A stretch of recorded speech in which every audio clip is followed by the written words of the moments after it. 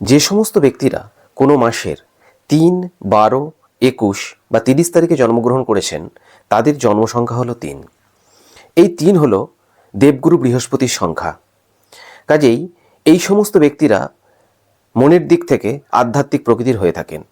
এছাড়াও এই ব্যক্তিদের মধ্যে 4টি স্বয়ের প্রাধান্য দেখা যায়। এই 4টি স্ব হল সৃজনশীলতা, স্বাধীনচেতা, স্বতঃস্ফূর্ততা এবং সামাজিক মর্যাদা।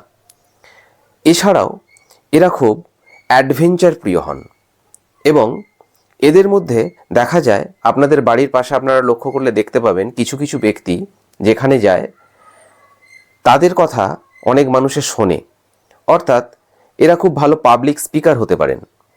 এদের মধ্যে সেই পোটেনশিয়াল থাকে। এখন 3 সংখ্যার যে সমস্ত ব্যক্তি তারা সাধারণভাবেই জ্ঞানী হন, কারণ বৃহস্পতি জ্ঞানের কারক গ্রহ। এদের কথা মানুষ শুনতে চান।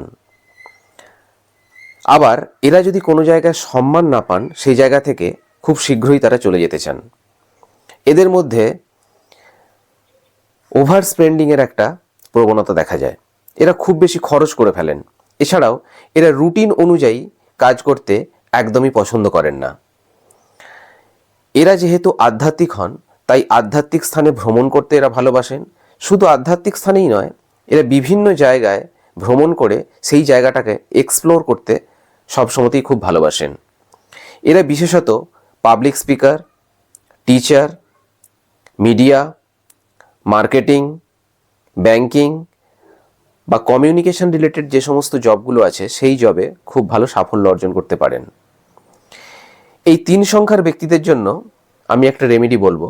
আপনারা প্রতি বৃহস্পতিবার ওম ব্রিম বৃহস্পতয়ে নমঃ, ওম ব্রিম বৃহস্পতয়ে নমঃ এই মন্ত্রটি 21 বার করে জপ করা শুরু করুন।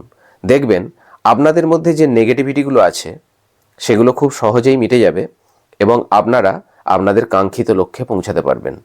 নমস্কার, আমি অ্যাস্ট্রোলজার শ্রী বিনয়।